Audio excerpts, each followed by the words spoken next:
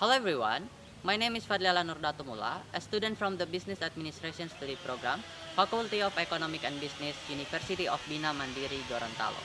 In this video, I will be talking about one of the most fundamental and urgent global goals, Sustainable Development Goal number 1, no poverty.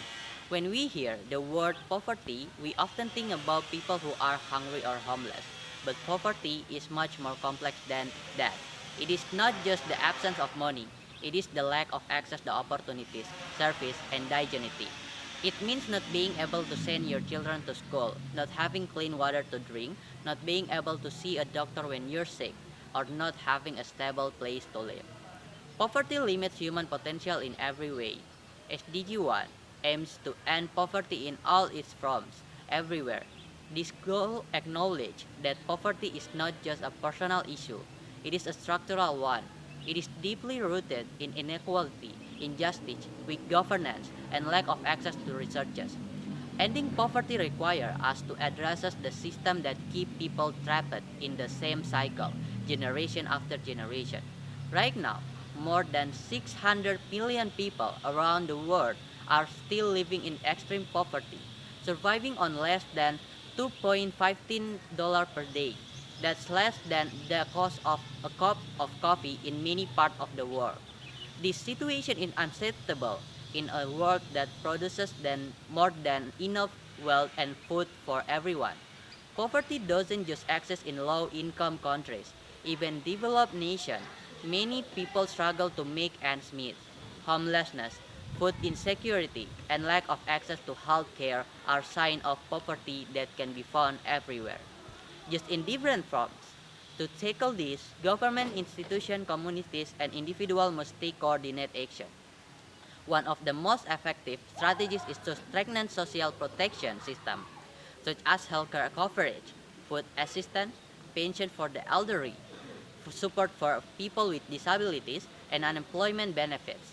These systems act safety nets that prevent people from falling deeper into poverty, especially during economic crises, pandemics, natural disaster, or time of conflict.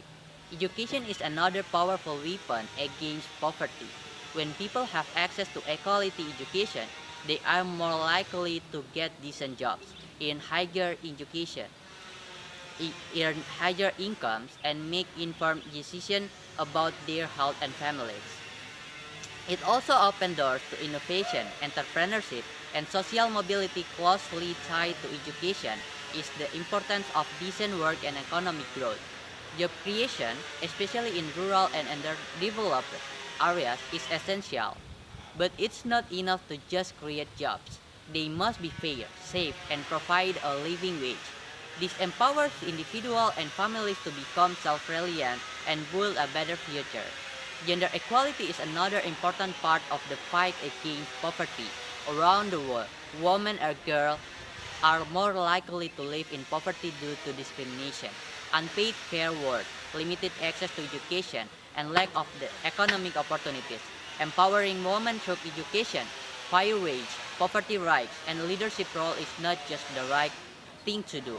It's also a smart economic strategy. Climate change is making poverty worse.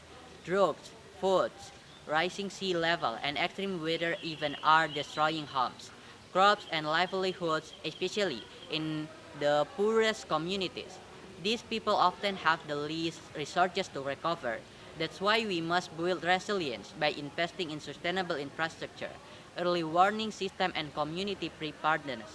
We also need to recognize the connection between poverty and conflict. War and political instability often destroy economics and force millions of people to flee their homes, become refugees, or internally displaced persons. Peace building and inclusive government are essential to creating stable conditions where poverty can be addressed effectively. At international level, global cooperation is essential whether nations have a responsibility to support lower income countries through foreign aid, technology transfer, fair trade agreements, and debt relief. But this support must be sustainable, transparent, and focused on empowering local communities to create long-term change. Another key aspect is data and accountability. To fight poverty effectively, we need accurate data about who is affected, where they live, and what their specific needs are. This allows for better planning, targeting, and evaluation of programs. Now, poverty is more than a number. It's about giving every person the chance to live with dignity, security, and hope.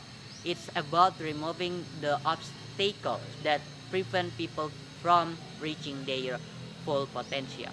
Thank you.